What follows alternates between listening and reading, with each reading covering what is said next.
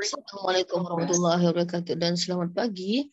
Okey, hari ini cikgu akan menerangkan bab 6 tingkatan 5 iaitu berkaitan dengan sinus, kosinus, tangent, sukuan 1, 2, 3 dan 4 dan bagaimana kita mendapatkan sudut rujukan sepadan. Okey, baiklah. Okey.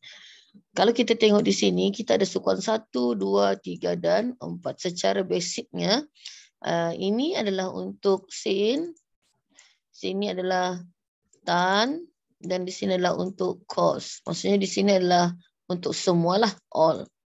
Okay, di sini aku suka tengok kartun. Senang kita ingat. Okay, aku suka tengok kartun. Maksudnya all ni kurang daripada 90. Sin 91 hinggalah 179. Untuk tan daripada 180 hinggalah 269 dan akhirnya cos 270 hinggalah 360. Okey, itu permulaan. Masa tingkatan 3 dulu kita ada belajar sino, tanwa dan kosah. Ini penting juga ya. So nanti kita akan ada soalan penyelesaian masalah. Baiklah, fokus kita pada hari ini adalah bagaimana kita menentukan sukuan dan sudut rujukan sepadan. Okey, contoh. Okey, kita cuba bagi contoh di sini. Okey, contoh baru di sini. Okey, 135 kita akan anggarkan lebih kurang begitulah kan. Lebih daripada 90, betul? Ini adalah sudut 135.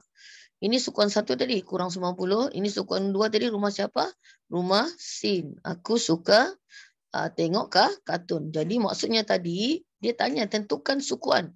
Maksudnya sudut ini, sudut 135 ini terletak di sukuan yang kedua. Dan bagaimana kita mau mengira dia punya sudut rujukan. Okey, memandangkan dia berada kurang daripada 180, pengiraannya adalah 180 ditolak dengan 135 darjah. Begitu, very simple ya. Sebentar ya kelas. Cikgu ambil cikgu punya calculator. Okey. So, kamu pun ambil calculator kamu. 180 tolak dengan 135. Jadi kamu dapat jawapan di sana 45 darjah. Okey, jadi inilah sudut rujukannya. Okey, sudut rujukan sepadan. Okey, cikgu bagi satu contoh lagi. Okey. Ini pun cuba kamu tengok. Okey, sudutnya lebih kurang di situ, betul? Okey, dia tidak melebihi 180, 155 darjah.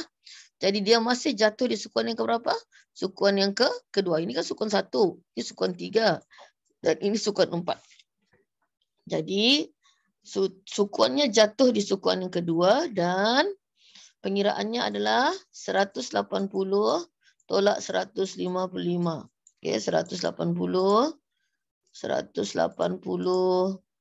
tolak 155. So kamu dapat di sana 25 darjah. Itulah sudut rujukan sepadan. Okey, mari kita tengok situasi yang berbeza. Okey, contohnya bagaimana jika situasinya begini. Okey, 240 kan. Jadi 240 ini kan baru 180 di sini. Di sini. Tapi dia tidak melebihi di sini. So itu 270 kan. Jadi di sini adalah 240 darjah. Jadi dia jatuh di sukuan keberapa nih? Yang 240 nih. Dia jatuh di sukuan yang ketiga. Ini kan pertama, ini kedua dan ini yang keempat. Jadi sudut 240 itu jatuh di sukuan yang ketiga. Okey, untuk sukuan ketiga ni pengiraannya adalah kalau di sukuan 2 tadi pengiraannya 180 tolakkan. Kalau sukuan ketiga ini pula yang ditolak dengan 180. 240 darjah tolak dengan 180. Ingat tu? Okey, kalau tadi 180 kan tolak, ini 240 tolak, okey? Jadi 240 tolak 180. So kita dapat di sana 60 darjah. Itu adalah sudut rujukan sepadan. Cuba bagi satu contoh lagi. Okey, contoh. Okey, yang jatuh di sukuan yang ketiga, ini sukuan 1, sukuan 2, sukuan 3 kan?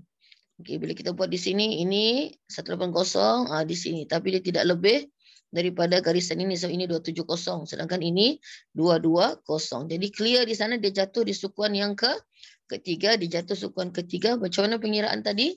Kalau di sukuan ketiga ni berapa tu? 220 ditolak dengan 1880 darjah. Okey. So 220 tolak dengan 180 darjah. So kamu dapat di sana 40 darjah. Okey. Ini kalau di sukuan ketiga dijatuh. Bagaimana kalau dijatuh di sukuan yang keempat? Okey, cuba tengok di sini. 1, 2, 3, 4 di situ. Jadi 335 darjah dia jatuh di sukuan keempat.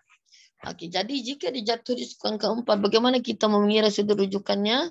360 tolak dengan 335 darjah. Okey, begitu pengiraannya. 360 tolak 335. Jadi kita dapat di situ 25 darjah. Itu adalah sudut rujukan sepadan. Okay, cuba bagi satu contoh lagi. Okay, ini pun kamu nampak 325 dia jatuh di sukuan yang keempat. 1, 2, 3 dan 4. 3, 2, 5. Jadi ini dia jatuh di sukuan yang keempat. Kemudian pengiraannya tadi macam mana? 360 tolak 325 darjah. Okey, jadi kita tolak 360 tolak dengan 325. Jadi kita dapat jawapan 35 darjah. Itulah sudut rujukan sepadan. Jadi selamat belajar semua. Ini bahagian pertama. Cikgu akan bagi lagi video bahagian yang kedua.